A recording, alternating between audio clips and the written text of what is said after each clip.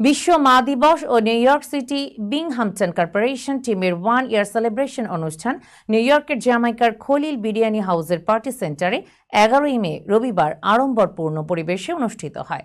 অনুষ্ঠান থেকে millennium TV USA ও millennium news 24 এর সিনিয়র রিপোর্টার মোহাম্মদ জহিরুল হক বশির জানান, আয়োজনে এনবিসির ফাউন্ডার ডিরেক্টরগণ পরিবার সহ উপস্থিত ছিলেন। বিশেষ আকর্ষণ হিসেবে সপরিবারে উপস্থিত ছিলেন বিশিষ্ট ব্যক্তি জনাব সগির খান। অনুষ্ঠানটি পরিচালনা করেন ডাক্তার মুক্তার আহমেদ, অবসরপ্রাপ্ত মেজর রাশেদ এবং মোহাম্মদ জহিরুল হক বশির।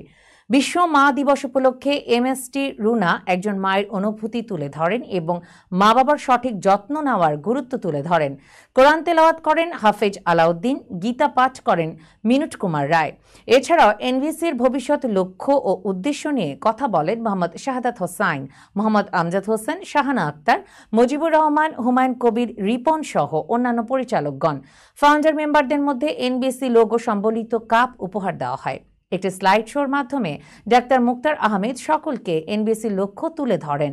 জনাব সগির খান ও তার পরিবারকে ফুল ও উপহার দিয়ে সম্মান জানানো হয়। তিনি এনবিসির প্রশংসা করে পাশে থাকার অঙ্গীকার করেন।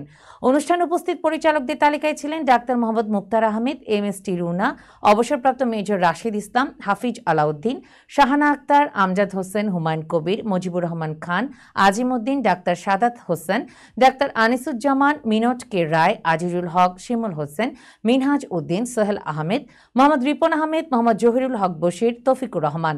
জনাব সগির খান এনবিসির সম্মানিত উপদেষ্টা হিসেবে দায়িত্ব পালন করছেন। অনুষ্ঠান শেষে রাতের খাবার পরিবেশন করা হয়।